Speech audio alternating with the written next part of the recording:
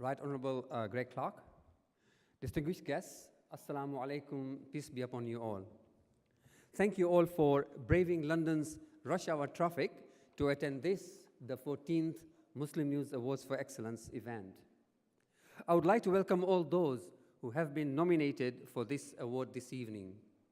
I would like to thank all our readers who took the time to nominate men, women, and children whose endeavors and activities mark them out for recognition of excellence.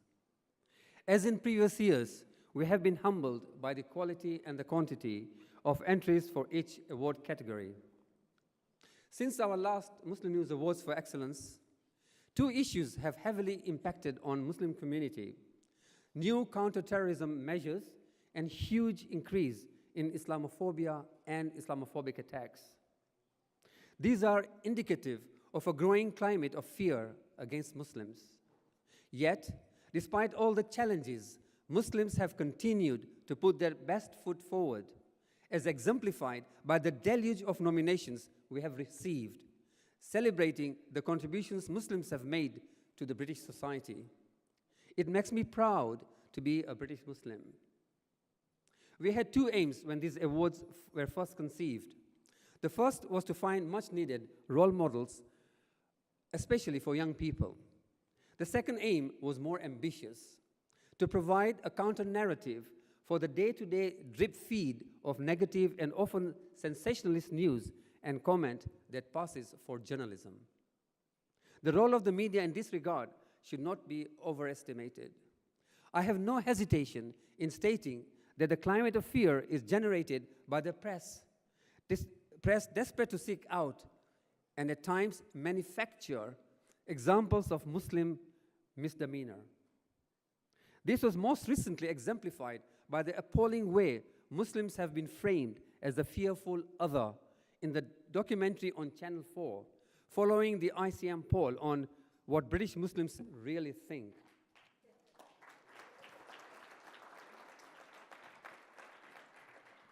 Whatever Trevor Phillips says, I say that today is the real demonstration of what British Muslims are really all about.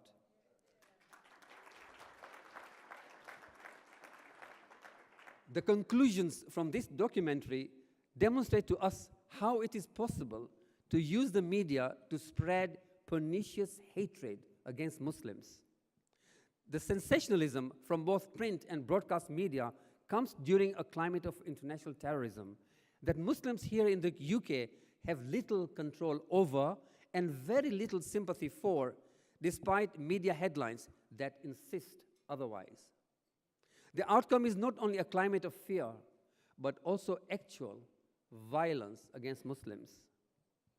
Last year, to mark the 25th anniversary of the newspaper, the Muslim News organized a special conference that brought together leading figures in the media world with Muslim community activists. The landmark conference produced a series of public interest recommendations for the media, the most imperative of which is an urgent need to separate personal journalistic prejudices from the reporting on Islam and Muslims. Only two political leaders empathized with Muslims at the height of the recent Islamophobic attacks. One was the much maligned opposition leader, Jeremy Corbyn, who joined Muslims at the Finsbury Park Mosque vigil after it was attacked. The other was the leader of the Scottish National Party, the First Minister of Scotland, Nicola Sturgeon. Sturgeon observed a 1-minute silence at the Glasgow Central Mosque to remember the victims of the terrorist attacks in Paris, realizing fully well the difficult time Muslims were going through. Importantly, the government made much-needed policy decision on reporting of Islamophobia attacks. Home Secretary Theresa May announced that police forces should record anti-Muslim as well as anti-Semitic crimes. Discussions and proposals to promote integration and cohesion are always welcome. But the starting point should not be that Muslims are a problem, not quite British enough, and must be civilized into a notion of Britishness. Nor should it be that Muslims are only seen through the prism of extremism and terrorism. Instead, we need to hold on to our universal values and not let those who wish to divide us, who wish to break us, or who wish to impose their muscular liberalism onto us all to win. We are a multicultural nation with a huge diversity and talent, as we see here tonight.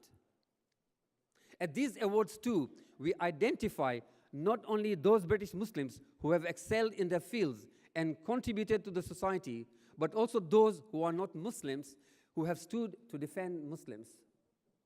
Despite the inaction of our leaders and the continuous hostility from the sections of our media, these examples tell us that at the grassroots, we can find countless examples where Muslims and non-Muslims come together in solidarity.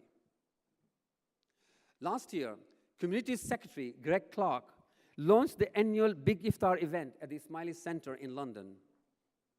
This is one of the many initiatives that the Community Secretary is involved in as his responsibility of community engagement. My congratulations to all of those who are shortlisted for the awards tonight.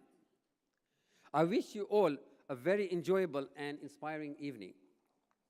My heartfelt thanks and appreciation to all the sponsors, including Human Appeal, one of the fastest growing Muslim charity in the UK, which this year is celebrating its 25th anniversary.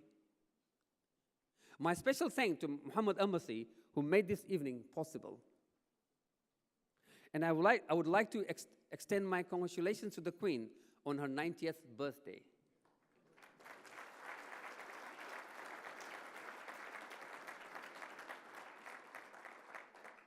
And now, I would like to invite Secretary of State for Communities and Local Government, the Right Honorable Greg Clark.